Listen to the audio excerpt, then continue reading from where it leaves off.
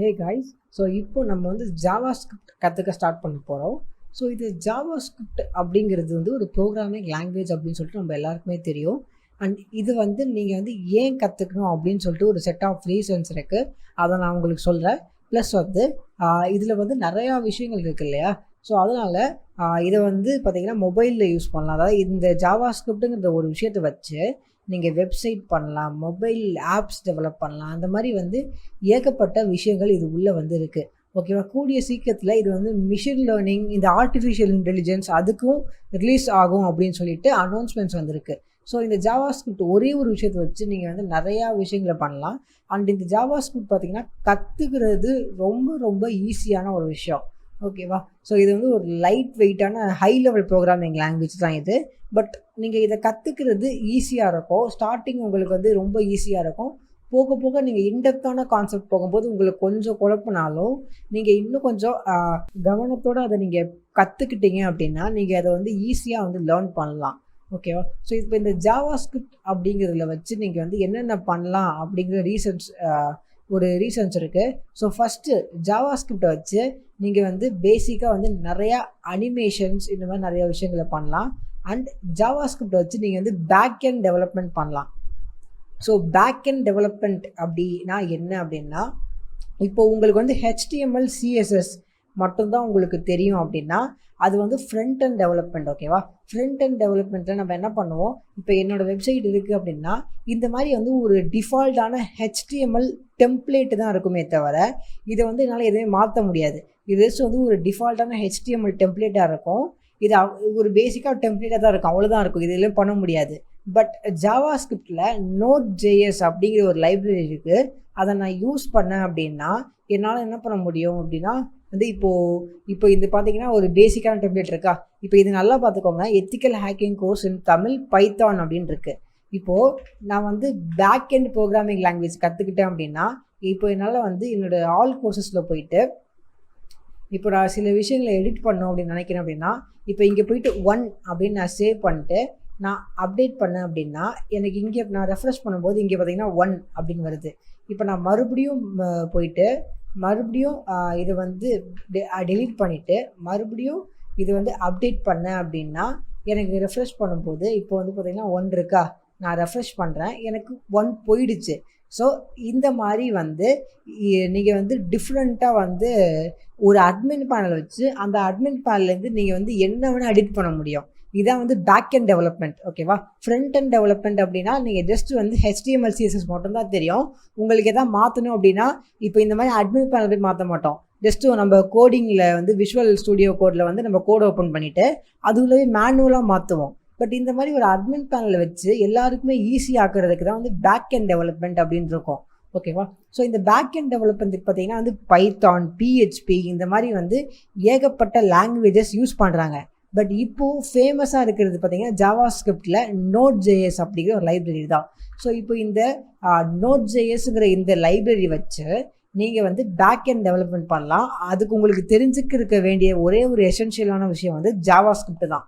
So உங்களுக்கு just JavaScript தெரிஞ்சிருந்தாலே நீங்கள் வந்து இந்த பேக் எண்ட் டெவலப்மெண்ட் நீங்கள் கற்றுக்கலாம். நீங்கள் ஈவன் வந்து ஃபேஸ்புக் மாதிரி ஒரு வெப்சைட்டை கூட பண்ண முடியும். ஓகேவா?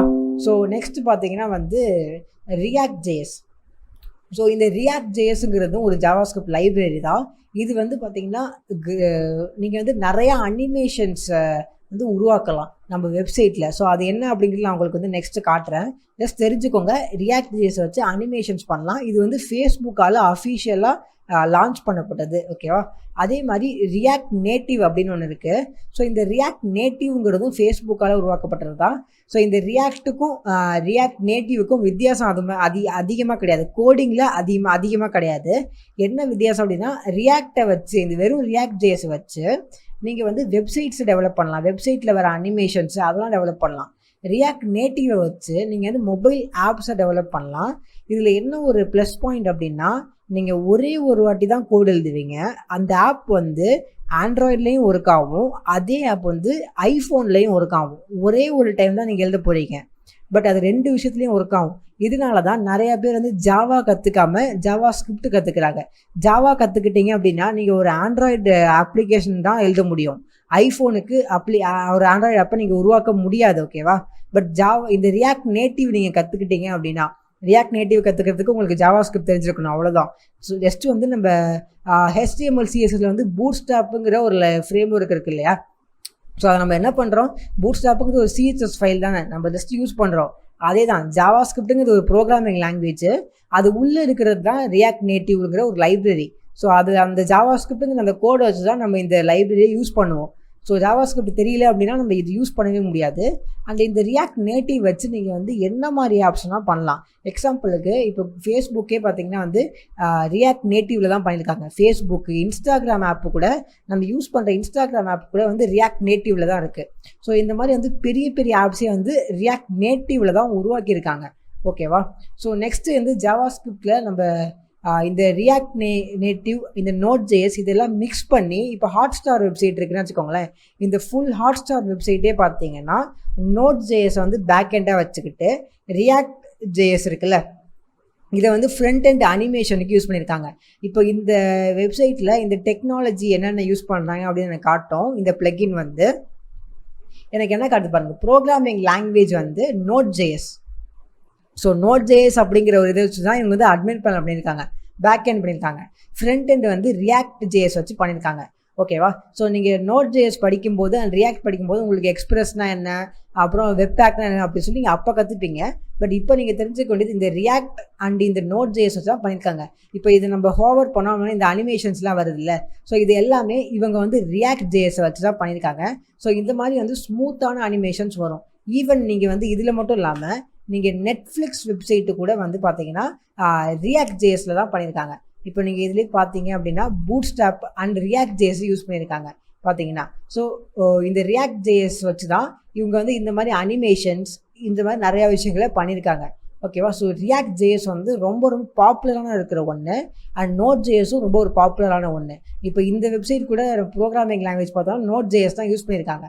ஸோ நீங்கள் Node.js கற்றுக்கிட்டீங்க அப்படின்னா அண்ட் ரியாக்ட் JSஐ கற்றுக்கிட்டிங்கன்னா உங்களுக்கு வந்து ஃப்யூச்சரில் வந்து உங்களுக்கு வந்து ஈஸியாக, ஃப்யூச்சர்லன்னு கூட இல்லை, இப்போ கூட நீங்கள் 2 விஷயம் கூட கற்றுக்கணும். உங்களுக்கு Node.js மட்டும் தெரிஞ்சாலே மந்த்லி 1 lakh 2 lakhஸோட உங்களுக்கு சேலரி கொடுக்குற மாதிரி நிறையா ஜாப்ஸ் ஃபாரின்ஸில் நிறையா கிடைக்கும். ரியாக்ட் JSஓ ஏதாவது ஒன்று படிச்சிருந்தாலே உங்களுக்கு வந்து நிறையா சேலரியோட ஜாப் கிடைக்கும். நீங்கள் 2மே கற்றுக்கணுங்கிற அவசியம் இல்லை. ஓகேவா? ஸோ இது வந்து ஃபேஸ்புக் பண்ணுது. இப்போ அதுக்கு ஆல்டர்னேட்டிவாக கூகுள் வந்து அவங்களுக்கு காம்படிஷன் பண்ணுற மாதிரி ஆங்குலர் அப்படிங்கிற ஒரு விஷயத்த பண்ணியிருக்காங்க. ஸோ ஆங்குலர் அப்படிங்கிறதும் ரியாக்ட் JS மாதிரி தான், அதே தான் பண்ணும். ரியாக்ட் JS எப்படி வந்து இந்த மாதிரி அனிமேஷன்ஸ் கம்ப்யூட்டரில் பண்ணுதோ அது மாதிரி பண்ணும். பட் இதால் வந்து மொபைல் ஆப்ஸை, இந்த ஆண்ட்ராய்டு ஆப்ஸ், ஐஃபோன் ஆப்லாம் டெவலப் பண்ண முடியாது. வெப்சைட்ஸை டெவலப் பண்ணலாம். ஸோ வெப்சைட்ஸ் அனிமேஷன் பண்ணலாம். இப்போ இந்த அனாலிட்டிக்ஸுங்கிற இந்த கூகுளோட பாதி வெப்சைட் வந்து ஆங்குலரால் தான் பண்ணியிருக்காங்க. இப்போ நான் இதில் பார்த்தேன் அப்படின்னா ஆங்குலர் JS அப்படின்னு இருக்கு பாருங்கள். ஸோ கூகுளோட முக்கால்வாசி வெப்சைட் வந்து ஆங்குலரில் தான் பண்ணியிருக்காங்க. ஓகேவா? ஸோ இதுவும் வந்து ஜாவாஸ்கிரிப்ட் ஃப்ரேம் ஒர்க் வச்சு தான் வரும். ஜாவாஸ்கிரிப்ட் உங்களுக்கு தெரிஞ்சால் நீங்கள் ஆங்குலர் ஈஸியாக கற்றுக்கலாம். ஓகேவா? ஸோ நெக்ஸ்ட்டு பார்த்தீங்கன்னா எலக்ட்ரான் JS. ஸோ இந்த எலக்ட்ரான் JSங்கிறது என்ன அப்படின்னா, இப்போ நம்ம டெஸ்க்டாப்பில் குரோம்ங்கிறது வந்து ஒரு ஆப் தான், நம்ம விண்டோஸ் ஆப்பு. இப்போ விண்டோஸில் வந்து நமக்கு ஃபோட்டோஷாப் இருக்குது, இல்லை இந்த விஷுவல் ஸ்டூடியோ கோடு கூட ஒரு ஆப்பு, கரெக்டாக? ஸோ இந்த எலக்ட்ரான் JSங்கிறது நீங்கள் கற்றுக்கிட்டீங்க அப்படின்னா நீங்கள் டெஸ்க்டாப் ஆப்ஸை பண்ணலாம். டெஸ்க்டாப் ஆப்ஸ்னால் டெஸ்க்டாப் ப்ரோக்ராம்ஸை பண்ணலாம். நீங்கள் டெஸ்க்டாப்பில் ஒரு ப்ரௌசர் பண்ணலாம். அதுக்கு உங்களுக்கு தெரிஞ்சிருக்க வேண்டியது ஜாவாஸ்கிரிப்ட், HTML, CSS, இது 3 மட்டும் தெரிஞ்சிருந்தால் நீங்கள் வந்து எலக்ட்ரான் JS அப்படிங்கிற ஒரு ஃப்ரேம் ஒர்க்கை யூஸ் பண்ணி நீங்கள் வந்து ஆப்ஸ் பண்ணலாம். அதாவது விண்டோஸுக்கு அண்டு மேக்குக்கு இருக்கிற மாதிரி ஆப்ஸ் பண்ணலாம். அது வந்து ப்ரௌசராக இருக்கலாம், இல்லை இந்த மாதிரி வந்து விஷுவல் ஸ்டூடியோ கோடு மாதிரி ஒரு கோட் எடிட்டராக இருக்கலாம், இல்லை எதுவாக வேணா இருக்கலாம். நீங்கள் வந்து ஒரு ஆப் மாதிரி வந்து விண்டோஸுக்கு ஆப் பண்ணலாம். ப்ளஸ் அது வந்து கிராஸ் பிளாட்ஃபார்மாக இருக்கும். விண்டோஸ்லேயும் ஒர்க் ஆகும், மேக்லேயும் ஒர்க் ஆகும். இந்த மாதிரி வந்து நிறையா விஷயங்கள் வந்து ஜாவாஸ்கிரிப்ட் உள்ளே இருக்குது. ஸோ இது என்ன டோட்டலாக நான் என்ன சொல்ல வரேன் அப்படின்னா, நீங்கள் ஜாவாஸ்கிரிப்ட்டுங்கிற ஒரே ஒரு விஷயத்தை கற்றுக்கிட்டாலே எல்லாமே பண்ணலாம். நீங்கள் பேக் எண்ட் பண்ணலாம், ஃப்ரண்ட்டில் அனிமேஷன் சூப்பராக பண்ணலாம், அதுக்கப்புறம் இந்த மாதிரி டெஸ்க்டாப்புக்கு மொபைல் ஆப்ஸ் பண்ணலாம், ஆண்ட்ராய்டு ஆப்ஸ் பண்ணலாம், அது ஐஃபோன் ஆப்ஸ் கூட இருக்கலாம், அப்புறம் விண்டோஸுக்கு டெவலப் பண்ணலாம். எல்லாமே ஒரே ஒரு இருக்கும். ப்ளஸ் ஜாவாஸ்கிரிப்ட் வந்து ரொம்ப ரொம்ப ஈஸியான ஒரு லாங்குவேஜ். ஓகேவா? ஸோ ஜாவாஸ்கிரிப்டில் நிறையா விஷயங்கள் இருக்குது. நீங்கள் அதை வந்து இன்ட்ரெஸ்ட் எடுத்து எவ்வளோ கற்றுக்குறீங்க பொறுத்து தான் இருக்குது. ஓகேவா? ஸோ எல்லாராலையுமே வந்து நோட் ஜேஎஸ், ரியாக்ட் ஜேஎஸ் அப்படின்னு சொல்லிட்டு எல்லாத்தையும் ஒரே டைமில் கற்றுக்க முடியாது. நீங்கள் ஒன்றா தான் கற்றுக்கணும். ஃபஸ்ட்டு ரியாக்ட் ஜேஎஸ் கற்றுக்கோங்க, அப்புறம் ரியாக்ட் நேட்டிவ் கற்றுக்கோங்க, அதுக்கப்புறம் நோட் ஜேஎஸ் போகலாம், இல்லை ஃபஸ்ட்டு நோட் ஜேஎஸ் கற்றுக்கோங்க. இந்த மாதிரி நிறையா பண்ணலாம். உங்களுக்கு வேணும் அப்படின்னா நீங்கள் வந்து ஆல்டர்னேட்டிவ் ப்ரோக்ராமிங் லாங்குவேஜஸும் இருக்குது. இப்போ நீங்கள் பிஹெச்பி கற்றுக்கிட்டீங்க அப்படின்னா பேக் எண்ட் பண்ணலாம். அதனால் நோட் பண்ணுங்கள், பிஹெச்பி என்ன பண்ணுதோ அதே தான் நோட் ஜேஎஸும் பண்ண போகுது. ஜஸ்ட் வந்து வேறு வேறு லாங்குவேஜஸ் அவ்வளோதான் தவிர, பைத்தானில் கூட நீங்கள் போயிட்டு பேக் எண்ட் டெவலப்மெண்ட் பண்ணலாம்.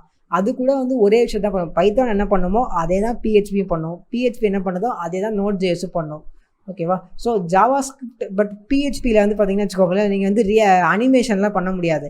பட் ஜாவாஸ்கிரிப்ட் கற்றுக்கிட்டிங்கன்னா நீங்கள் வந்து அனிமேஷன் பண்ணலாம், ஃப்ரண்ட் எண்ட் டெவலப்மெண்ட் பண்ணலாம், பேக் எண்ட் டெவலப்மெண்ட் பண்ணலாம், டெஸ்க்டாப்க்கு ஆப்ஸ் பண்ணலாம், விண்டோஸுக்கு ஆப் பண்ணலாம், மொபைலுக்கு ஆப் பண்ணலாம், எல்லாமே ஒரே விஷயத்தில் இருக்குது. ஸோ இதனால தான் நம்ம வந்து ஜாவாஸ்கிரிப்ட் கற்றுக்கிறது அவ்வளோ சேலரி உங்களுக்கு கொடுக்குறாங்க. இதுக்கு வந்து இப்போ வந்து ரொம்ப ஒரு ஃபேமஸாக இருக்கிறதுனால தான் நிறையா பெரிய பெரிய வெப்சைட்ஸ், ஃபேஸ்புக், கூகுள்லேருந்து எல்லாருமே இந்த ஜாவாஸ்கிரிப்டை யூஸ் பண்ணுறதுனால இப்போ வந்து ஜாவாஸ்கிரிப்ட்டுங்கிறது நீங்கள் ஒரு வெப் டெவலப்பராக இருந்தீங்க அப்படின்னா உங்களுக்கு ஜாவாஸ்கிரிப்ட் வந்து ரொம்ப ரொம்ப ஒரு எசென்ஷியலான ஒன்று. இது இல்லை அப்படின்னா நீங்கள் வந்து ஒன்றுமே பண்ண முடியாது.